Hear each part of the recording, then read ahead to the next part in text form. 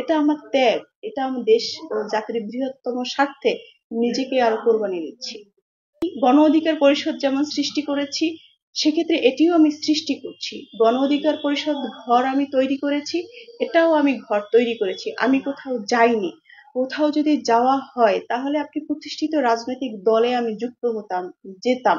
কিন্তু আমি তো কোথাও যাইনি, আমি বরং নিবন্ধিত দল ছেড়ে অনিবন্ধিত দল তৈরি করছি। রাজনীতিতে কিছু দল আছে যারা পুরাতন বলে দাদাগিরি দেখায়। এই দাদাগিরিটা ছাড়তে হবে, কারণ এই জুলাই আগস্টের পর 24-এর পর আর কারো দাদাগিরি থাকবে না। দাদাগিরি করবে বাংলাদেশের জনগণ। এখন বর্তমানে পলিটিক্যাল রেভলিউশন চলছে। আগে একটা সময় রাজনৈতিক দলের এই যে তাদের কুকর্মগুলো, এগুলো দেখে সাধারণ মানুষ বলতো আই হেট পলিটিক্স, কিন্তু এখন কি বলছে আই লাভ পলিটিক্স। তো সেই জায়গা থেকে এই দেশ গণতান্ত্রিক দেশ, এটা কোনো রাজতন্ত্র না যে রাজার ছেলে রাজা হবে। গণতান্ত্রিক দেশ, রিকশাওয়ালা এই দেশের প্রধানমন্ত্রী হবে, কৃষকের ছেলেও এই দেশের প্রধানমন্ত্রী হবে। সেই সুযোগ করার জন্যই তো নতুন রাজনৈতিক দলগুলো আসতেছে। তারা শুধু নিজেরাই এসি রুমে বসে দেশে সর্বস্ব ভোগ করবেন আর রাজনৈতিক অঙ্গনে দাদাগিরি করবেন, এটি আর চলবে না। আগের দিন বাগে খেয়েছে। অতএব 24-এর পর নতুন করে তরুণদের হাত ধরে যে নতুন রাজনৈতিক দলগুলো আসছে এবং যারা নতুন নতুন ইনোভেটিভ কিছু চিন্তা ভাবনা থেকে যে নতুন রাজনৈতিক দল তৈরি হচ্ছে, সকলকে স্বাগত। এবং কোনো রাজনৈতিক দল আমার দলের প্রতিপক্ষ নয়, বরং আমার প্রতিপক্ষ হচ্ছে দুর্নীতি সিস্টেম। অতএব আমার লড়াইটা থাকবে আমার দুর্নীতির বিরুদ্ধে, সিস্টেমের বিরুদ্ধে। কোনো রাজনৈতিক দল আমার এনিমি নয়, কোনো ব্যক্তিও আমার এনিমি নয়। কারো বিরুদ্ধে ন্যূনতম কোনো ধরনের অভিযোগ, কোনো ধরনের কুৎসা কিছুই আমার পার্টি থেকে আপনারা পাবেন না আশা করছি।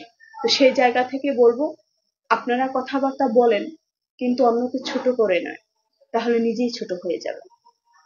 আপনাদের এই মন্তব্যগুলো আমাকে ধাক্কা না দিলে আমি কাজ করার হয়তোবা আরো বৃহত্তম পরিসরে কাজ করার স্পিড হয়তোবা আমার স্লো হলেও হতে পারত, কিন্তু আপনাদের এই মন্তব্যগুলো আমাকে আর স্লো করার সুযোগ দিচ্ছে না, বরং আগের থেকে আসছে ফাগুন, আগের থেকে কাজ করার স্পিড হবে দ্বিগুণ।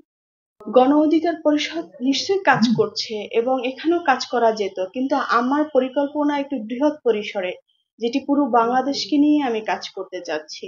তো সেই জায়গা থেকে আমি পুরো বাংলাদেশকে নিয়ে আমার এজেন্ডা রয়েছে এবং বিশেষ করে পাহাড়ি অঞ্চলে যে নারীরা রয়েছেন, পিছিয়ে পড়া নারী এবং পিছিয়ে পড়া জনগোষ্ঠী, ক্ষুদ্র নৃগোষ্ঠী যারা রয়েছেন, তাদের থেকে শুরু করে একেবারে আমার অঞ্চলে রাখাইন সম্প্রদায় থেকে শুরু করে মগ, মারমা এবং আমার এখানে যে হিন্দু সম্প্রদায় রয়েছে, আপনারা নিশ্চয়ই জানেন আমার বাড়ি পটুয়াখালী এবং কুয়াকাটাতে।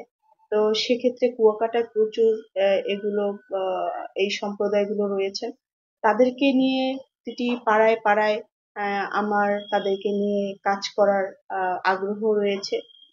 সেই জায়গা থেকে আসলে আমার এই চিন্তা ভাবনা এবং এই সিদ্ধান্ত নেওয়া যে নারীর ক্ষমতায়ন বা পিছিয়ে পড়া নারী গোষ্ঠীকে বাদ দিয়ে কখনোই একটি দেশের শিক্ষা বলেন, উন্নয়ন বলেন, কোনো কিছুই আসলে সম্ভব না। তো সেই জায়গা থেকে আমি একজন নারী হয়ে আমার কাজ করার অপার সুযোগ